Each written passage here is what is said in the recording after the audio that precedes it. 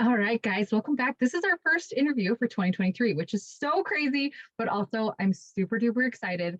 This is somebody, if you've been with us, I mean, my husband's aunt has been amazing and she's been super gung-ho at sending me all these people.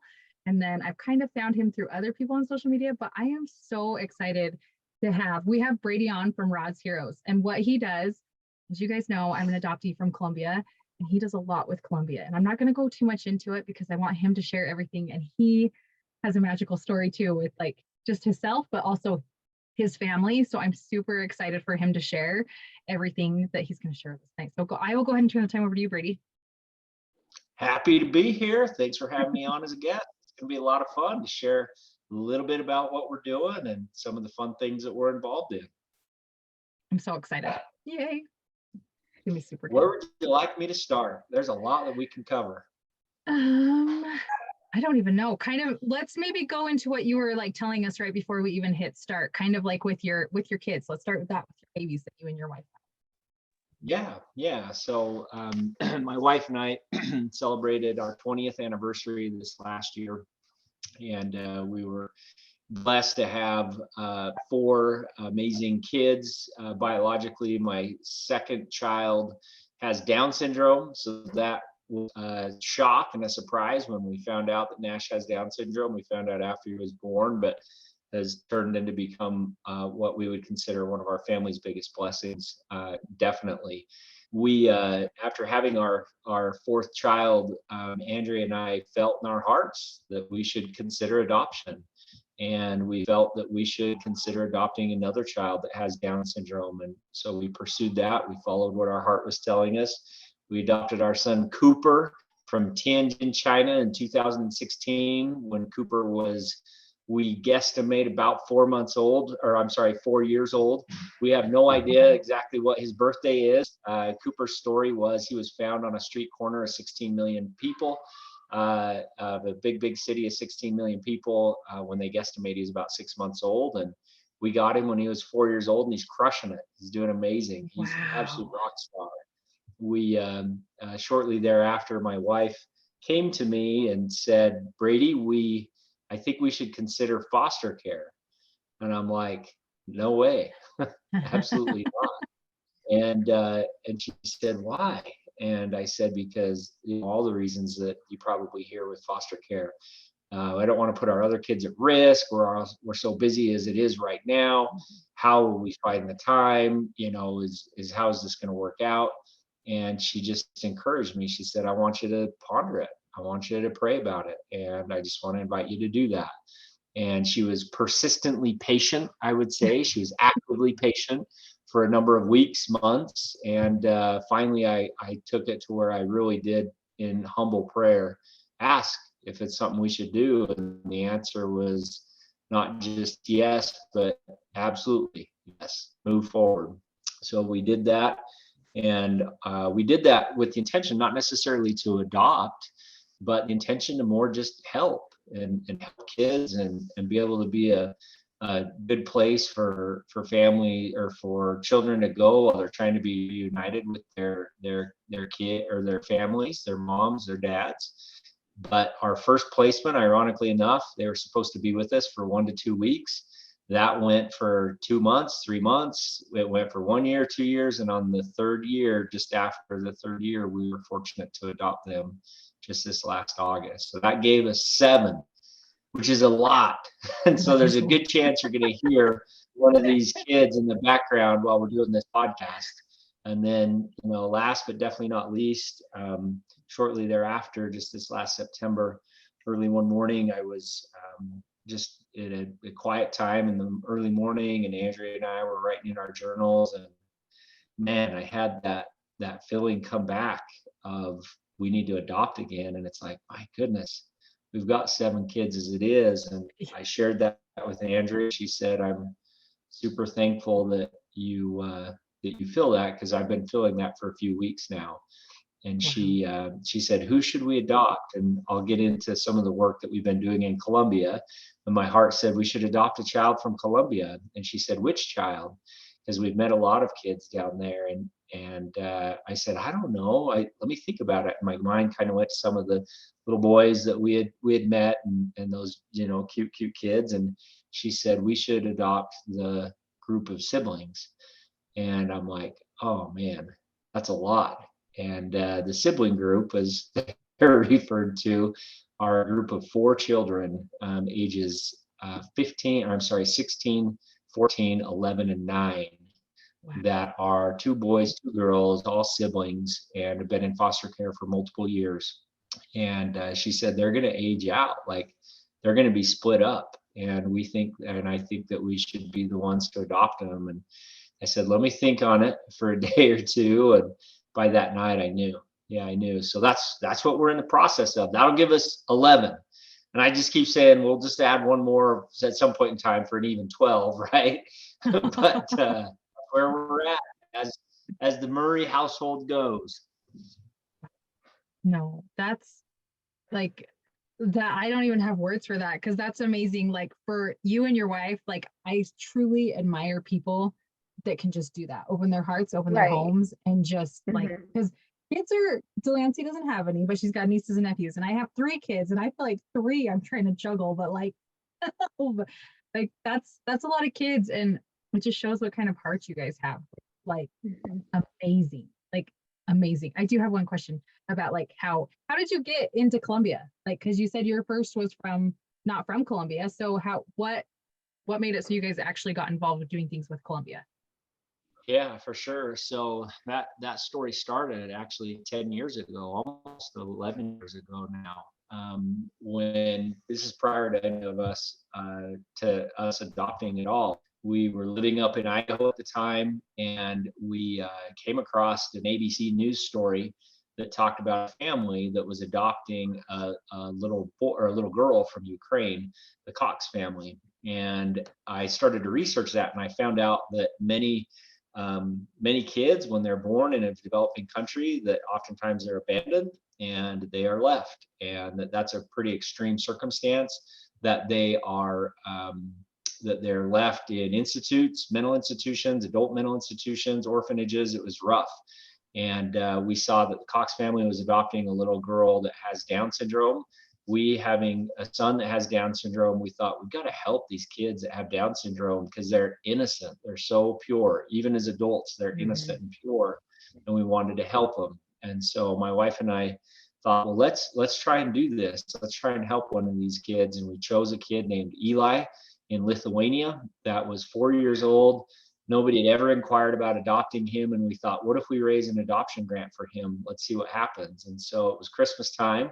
And we just told everybody, don't buy us presents, donate to Eli's adoption grant. And we saw a little miracle take place, that we raised $20,000, which was Wow. a ton of money for Yeah. us as kind of newer family and everything else. And we put that out there, and lo and behold, within 30 days, a family came forward to commit to adopt him.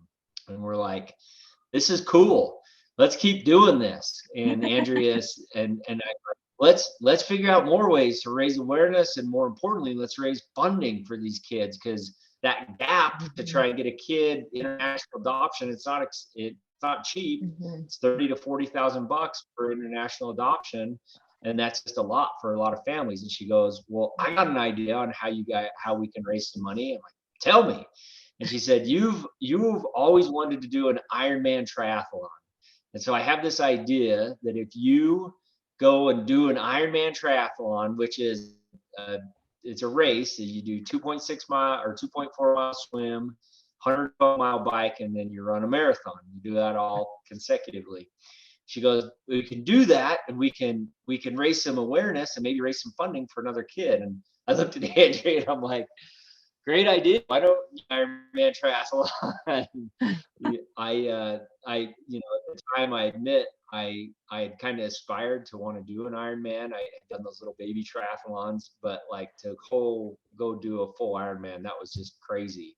But I thought about it, and I took a day, and I said, you know what, if getting these kids home would happen, if I do an Ironman triathlon, I want to do it. And so I started to train. And that was in the spring.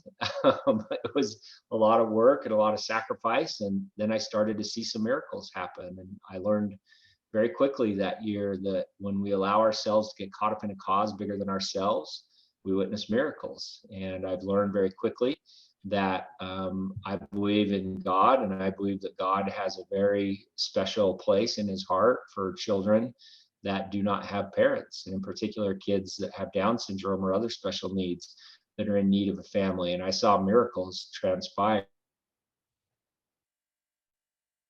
The miracle was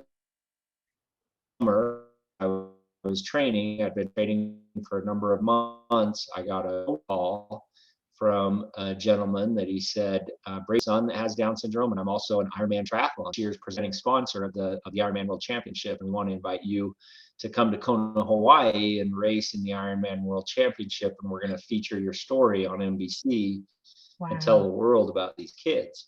And I just sobbed.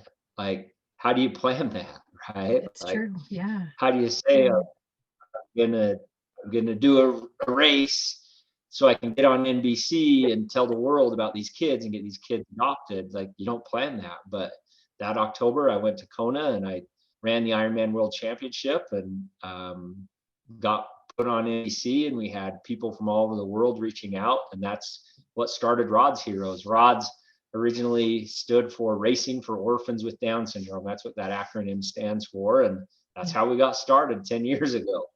So I don't remember what the question was, but that's how it all got started. And okay, I do remember now. How did we get to Colombia? I was gonna say he fits right in with us. Now, how did we get to Colombia? For the last 10 years, we have been racing, and we've had hundreds and hundreds of athletes dedicate their racing efforts, 5Ks, 10Ks, marathons, whatever it may be, to helping kids be able to be adopted. And then 2020 hit and COVID hit, and we didn't race. Nobody could race. And we knew in our hearts this was lemon, let's make some lemonade. And we pivoted, and we started to say, we believe strongly that our purpose is we should be telling these kids stories. In the past, all we've been able to go off of to tell their story is like a grainy little, looks like a passport photo that's 4 years outdated, that is just not a great picture of the kid, and a medical bio that tells all the things that are wrong with them. And that's how we inspire families to adopt. We have 83 kids that have Down syndrome that have been adopted doing it this way. But we thought if we could actually just get in country, like go to the child and take the child, the light that it is the child, I know we can get these kids adopted quicker and more efficiently. And so we put that, as you can imagine, most countries are not super excited to have Americans with video cameras come to their country and go to their institutes and orphanages and take pictures, right? And so it's a little bit of a long shot, but lo and behold, another miracle happened. And a contact in Colombia made an introduction. We had multiple Zoom calls. Fortunately, I speak Spanish, and we were able to make a connection and build a relationship of trust. And the National Adoption Consulate invited us to come down there in July of this last year, and we went, and that was incredible. So that's how we got into Colombia.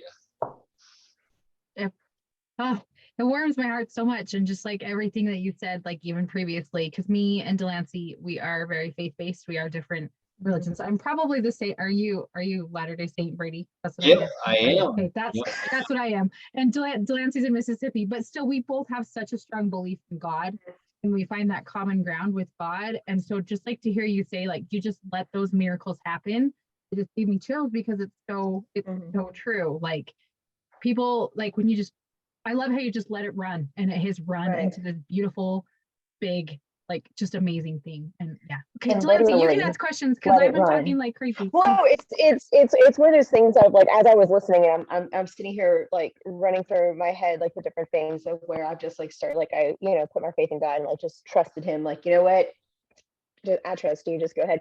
I don't know that I feel like God and I would have had to have several conversations for me to go from like baby little like 5K, 10Ks, like little mini, like partial marathons, like half marathon to jump to an Ironman.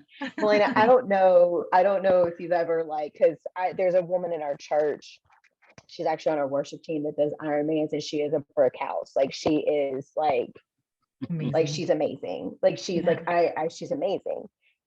And and when it's Ironman season, she is like I mean, constantly training. So for you to say openly, you know, I just put my faith in God, and I basically just said, okay, if helping these children to get adopted, I'm going to go from these half marathons to doing Ironmans.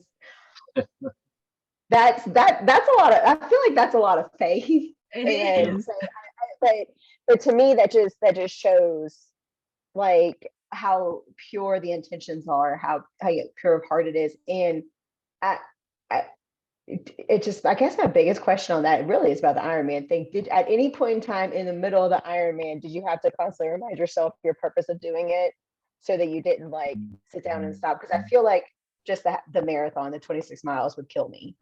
Don't even add on the bike ride. Don't even add on the swim. Like forget the swim. Absolutely not. There are sharks. Yeah. Yeah, I would say that multiple times. It was very emotional actually, because it took me, it was just under 11 hours to do the race start to finish. And when I do something, like I commit all in. And so I was not just going out to have an enjoyable afternoon of some exercise. Like I was racing. I was pushing myself. And there was a lot of times when you just you just don't think you can go anymore, and you are in such extreme pain that your body is just like telling you like stop, this is crazy. And in those moments, as I said, when you allow yourself to get caught up in a cause bigger than yourself, you'll witness miracles. And that's when I had to remember why I was doing this. And I knew that if I was able to do this, that was going to mean that those kids that are in that orphanage are going to get a family. This is going to get them a family. And that seriously gave me another gear, another level I didn't know I had. That's just incredible to me. Agree. Oh, we lost him for a minute there, but like, Oh, wow. is that okay? So, and I know with 2020 you had to pivot. I swear the word of the year for 2020 was pivot. Everybody, like, we had to pivot as human beings within 2020. We had to pivot and figure it out. Now we're in 2023. Have y'all brought back that running and then doing because I mean, I'm not a runner. I mean, I can walk fast, but for a cause like that, I would certainly hustle and try to do something. So is that something, have y'all brought it back? Are y'all planning to bring it back? Yeah, we actually never quit. It just slowed down. The program that we would call is our Unstoppable Advocate program, and so individuals have the ability to be able to utilize what talents they feel they've been entrusted with to become an unstoppable advocate. And so running an Ironman or a 5K is one of those examples. I remember we've had other businesses that have come forward and done unique things through their business as an unstoppable advocate. We had one little girl that heard about a little, in fact, interestingly enough, a little boy in Colombia that has Down syndrome named Vaughn. She heard about his story, and she was raising money all summer by raising berries, picking those berries and making jam, and then go door to door and selling the jam. And her goal was to be able to go on a trip to Disneyland. And when she found out about Vaughn, she said, Vaughn needs a family more than I need a trip to Disneyland. And she spent the rest of the summer donating all of her time, money, and energy to creating an adoption grant for Vaughn. And so that's an example of an unstoppable advocate. And so whether that's running a marathon, an Ironman, selling jam, doing a podcast like what you guys are doing right now, that's an example of being an unstoppable advocate. And those are the people we're looking for in our tribe. So, how old was this little girl, did you say? She was like 8 or 9. there was this super cool. There was a story on the news on KSL. Like it was a cool experience. That's amazing. That's how old my daughter is. So that like just touches my heart even more because to be that little and to just like want to go to Disneyland so bad, but like give that up to give somebody like a home. Oh, that makes me super emotional because that's so incredibly sweet. And like, wow. Just So selfless so at cool. such a young age. It's so At true. such a young age. That's right. It's so true.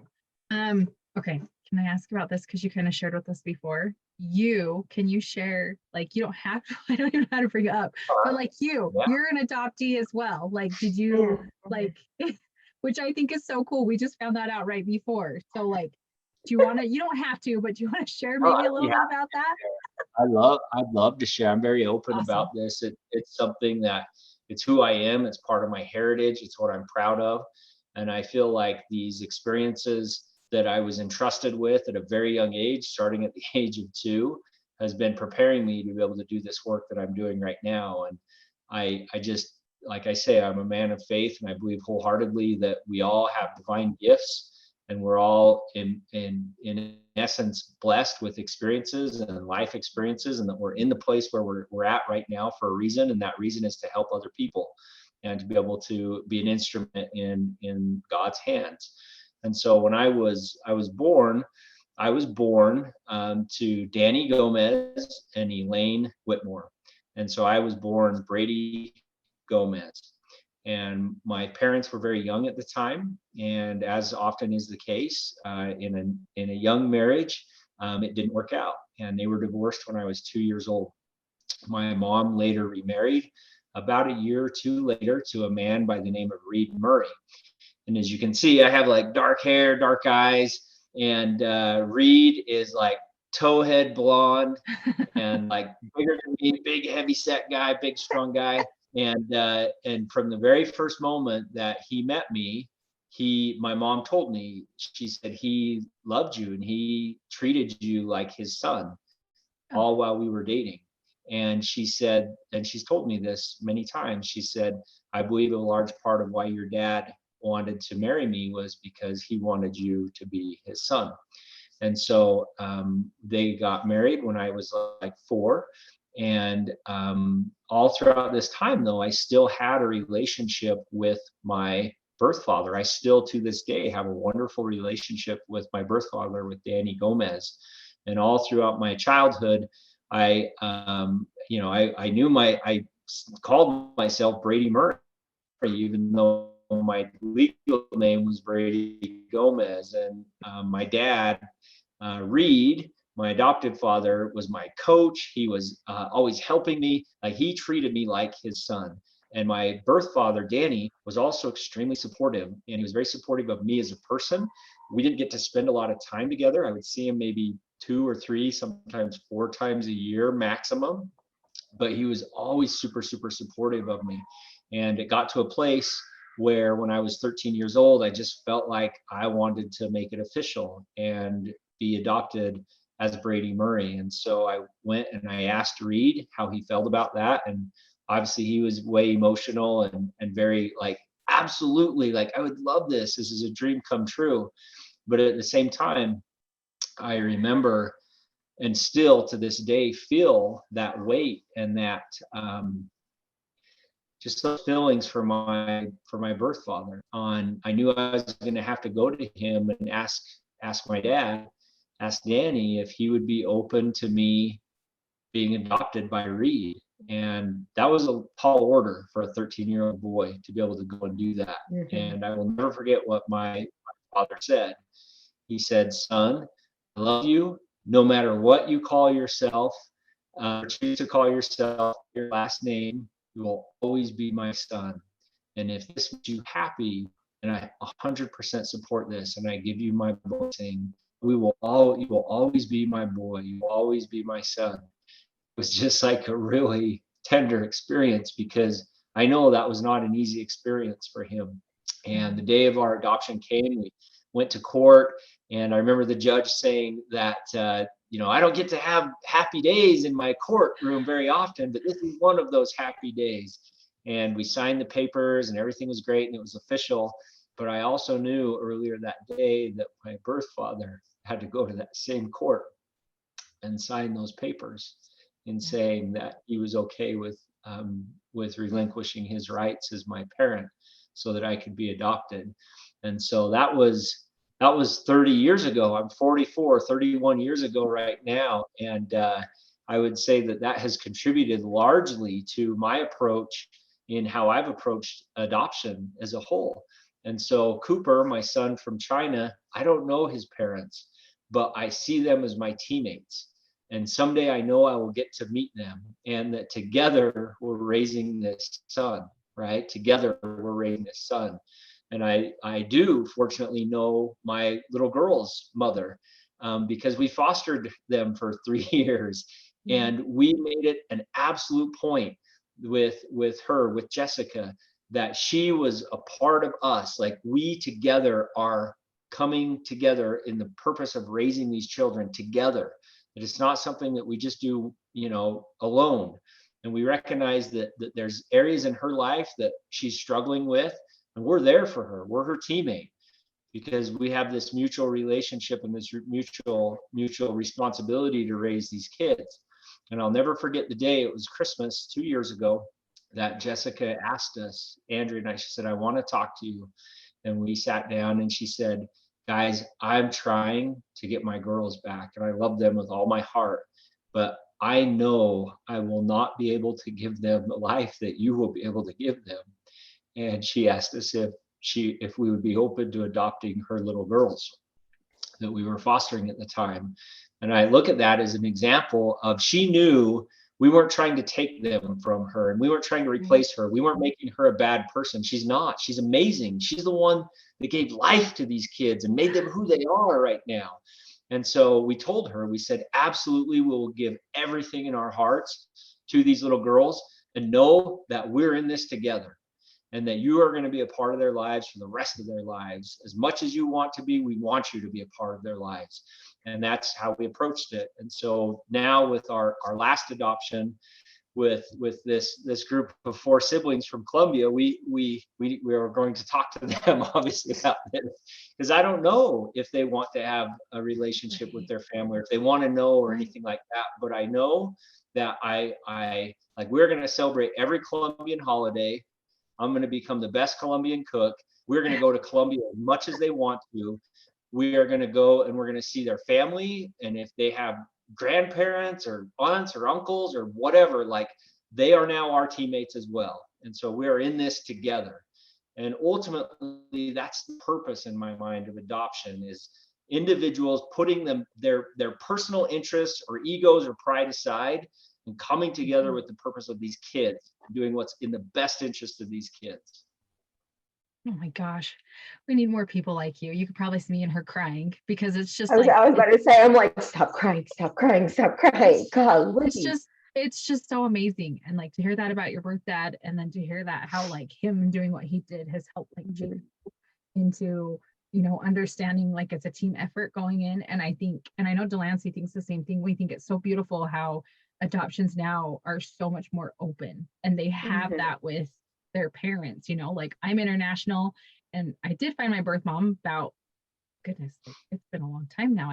Now that it's in a year. And same with Delancey, she's found her birth mom too. And we have those relationships, but I just think it's so cool that from like the get-go, those kids are able to have it, because it's shifted so much since when, we were adopted. So I think it's amazing. And I love everything that you're doing. And I watched all the stories when, forgot her name again, Cox, when she went to Columbia with you. I watched, Keisha, I watched her every single move, and I kept texting her, and I'm like, oh my gosh, because like, I've never been. My husband goes all the time for work, and I'm just really nervous to go. Delancey knows this. I'm really nervous to go to, because I found out I have a really big family down there. And I was the only one placed for adoption. And so it kind of scares me, but I'll get there. But watching you guys go. 6 siblings, right? You have 6 siblings. 6 siblings, and I'm smack dab in the middle. So like, I would love to go down and experience it. So watching her stories and then watching what you guys do, I'm just like, okay, I think I can do this. They're people too, but like, it's going to be a lot. So, but I love what you're doing, and I love the mission, and I love that you were saying like how it was running at first, but now it has shifted to just everybody doing what they can to make a difference, no matter what it is, finding their talent, going door to door and selling jam. Like that just, like that's amazing that people are willing to do that, especially 8 years old, 9 years old. Like it's Right. just so cool. Well, Like, it's like you said, it's finding your talent. It's using your talents to serve others. And that's something that, I right. mean, Melanie, you and I talk about that, if not every episode, every other episode, about how we're here to serve others. We are here Yeah. on this planet to Yeah. serve others. So the fact that you're creating an avenue for people who, like myself, are like, I can't do an Ironman to save my life. Like, that's not going to happen. But there's still an avenue to help, to assist, to serve, to do, to make a difference, and to be there. And I mean, just listening to I mean, I honestly thought you were going to stop at 7, and then you pulled all of it, and you started talking, and then you're like, oh, we're gonna adopt another child. I'm like, okay, a child from Colombia. That is so beautiful. That's amazing. Like, yes, 4 siblings. What? And some of them are teenagers. What? Like that. We do need more people. I agree with Millian. We need more people like you and your wife, and that have hearts like yours, and who listen to God's calling, to hear, like, take the feeling, take the calling, and follow it, and find a way to make it happen, even if not just for yourselves, but for others. Like that's the whole thing this No, time. it's This is it's been insane. amazing. When do you go down and go get those babies in Colombia? Because you Yeah, said, we're hoping to be able to pull this off this summer. When we were down in Colombia in October, with Rod's Heroes, we went to an institute called Niña Maria, and we met there just shy of 40 children that are all typical kids. They are all 8 years and older. Most of them are like 11, 12, 13 years old.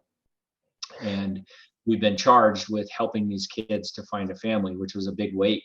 Because as you know, or you can imagine, placing a child that's 13, 14 years old is hard. It's not easy. But when we were down there, we learned something. Again, when you get caught up in a cause bigger than yourself, you're going to witness miracles. We witnessed a miracle, and that is that Columbia offers a hosting program that will allow these children to come to Utah this summer and be with a family for 2 to 3 weeks. And what we have found is, statistically speaking, 92% of the kids that go in a hosting program get adopted. And so we have got that approved, and we're bringing these kids to Utah this summer.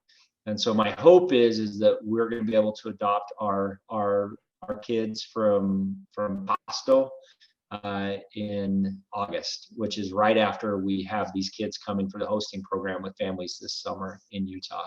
So hoping August, September is when we're targeting to be able to bring our kids home. And just a shout out, if there's families in Utah that feel something in their heart around hosting with the intention of potentially adopting a child, we'd love to visit with you, and you can check us out on rods.org and we'll get you that info. and yeah, and I did share the reel that you guys made. I shared that to my stories too, because I had a couple people that are here in Utah. They're like, you need to share this. It's Columbia. And it's like, okay. So I did share that and I'll make sure to share it again, because I think it's such a cool, neat opportunity, like for people to do. Like, so cool. Whereabouts in Colombia are you from? I can't say the name very well. It's Bucaramanga is where I'm from. Okay. So I don't even know how far from Bogota, but yeah, it's very small. It's kind of crazy. Yeah. So it's smaller. I know it's just so weird with things like my husband traveling there, because he's traveled maybe like 5 hours like from them, which is like super close. But he's like, I'm not going down without you, because he knows how much, I mean, for him, he goes for work, but still one of these days he might have. I would, when you feel like the time is right, I'd encourage you to make that trip to Colombia. And I think that it will be a very fulfilling and a very completing experience for you. Yeah. It totally will. He's actually maybe going this month, now that it's January, and he's like, you think so? And so I don't know. I'm getting the courage. I'm praying to the good Lord every single day to like figure out it's the right time to go, because but it'd be so exciting once it. Do you have anything else you want to add? Any questions that you have, Delancey, for him or anything like that? No, no further right now. I may come up with some later, but Yeah. you Is know there me, I anything, questions later. is there anything else like you want to share as far as like, I mean, we do ask everybody, I mean, and you're kind of different parts of the community with the adoption community, but we just like have like, people to give advice. And I feel like you've already given so much advice for parents who are looking to adopt, like so amazing. I'm so excited to go back and listen to this episode and pull things from it because yeah, like just any encouragement or anything that you have words of wisdom for people looking to adopt is probably because that's kind of where you're at right now with everything you do. Yeah, my counsel, so I speak with a lot of potential adoptive families, and it's very common that when you initially have these thoughts come to your mind, it feels right initially, and then you start to ask all those questions of what if, or how it's going to work out, how are we going to be able to pull this off? And what my counsel to families would be is put all of that aside, and you know you felt something in your heart, and so it's your responsibility now to go and seek out whether or not this is something that you are supposed to do. For those that are individuals of faith, and I find that most families that are adopting are doing so because they feel God is asking them to do it, I would encourage you to ask God, ask him, do you want me to do this? And if he says yes, then grab onto that, absolutely grab onto that, and take courage and know that everything is going to work out. The guarantee that I promise to you, if you do answer the call to adopt, is that it is going to be hard. Most likely, it will be the most difficult thing you'll experience in your life. We guarantee it's going to be hard, but we also guarantee it's going to be the most beautiful hard you've ever experienced in your entire life. And what you will find is that you will go to a country, you will go to the local, community and whatever it is, and you will rescue a child.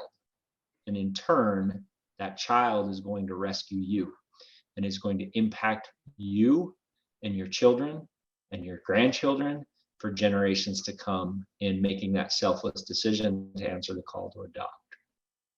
I love that so much because it's like, it's just, oh, I could listen to you talk about all the kind of stuff forever, Brady, really. It's just amazing. And it just warms my heart so much because we love finding people that like are just so passionate about it, but also acknowledge that it's not easy. It's a lot of work and commitment, and you have to build relationships, and it's going to be hard and it can get sticky and messy. But like, if you just put your trust in God and just, it can be beautiful. It can be something that's so amazing. And I've honestly never thought of it for generations because I'm sitting there thinking like, it's so true with my family, my parents, my kids, their kids, like, it's just crazy. But, oh, Well, to go one step further on that, adoption is a part of the hearts of children turning to their fathers, and their fathers' hearts turning to the children. And it's part of a very large gathering that is transpiring in the world right before our eyes. And those children that are in Colombia right now, I know are part of this gathering, and they need to be in a family to be able to realize the full measure of their potential. And that's the work. That's my life's work. That's our life's work. I love that so much. And I'm so excited that you're going to be like the best, AKA Colombian dad there is. I love that you said all of that. I love that. I think it's so That's my great. favorite thing. But the thing is, I swear, because my husband, he works really close with a lot of Colombians, like they have a holiday every Monday. So gear up for a holiday like every Monday. I swear they're never working. They're like, it's holiday That's again. And I'm right. like, how? It's so funny. So anyway, seriously, I so appreciate you. And thank you I'm forever grateful that I was able to make contact with you and get to know more about this because it's just so beautiful. And I loved listening and hearing everything. Anything else from either one of you? No, keep up the great work. You too. You're doing great work. Well, keep it up. Thank you. We sure love it. And we've got a lot of really good things in store for this year that I'm super excited. So, anyway, but thank you, Brady. I will tag everything like in our show notes for him. You guys can go find him, look at everything. It's amazing and beautiful, and really go follow their foundation because it's so fun to watch down and be with the kids. And when you guys went down before, it did break my heart because you could see all of the adults just wanted to take these pictures, right? Just the Mhm. bonds you guys made with all of them. And so, but it's so much fun to watch, and it's so much fun. And then if you are interested to go be a part of the cause, like go check it out, because I think that's amazing. I don't think we ever think that we do have power to make an impact, no matter how small it is. So I love that. So anyway, thanks again, Brady, so much for coming on and sharing everything with us. We so appreciate you and taking your time out of your night.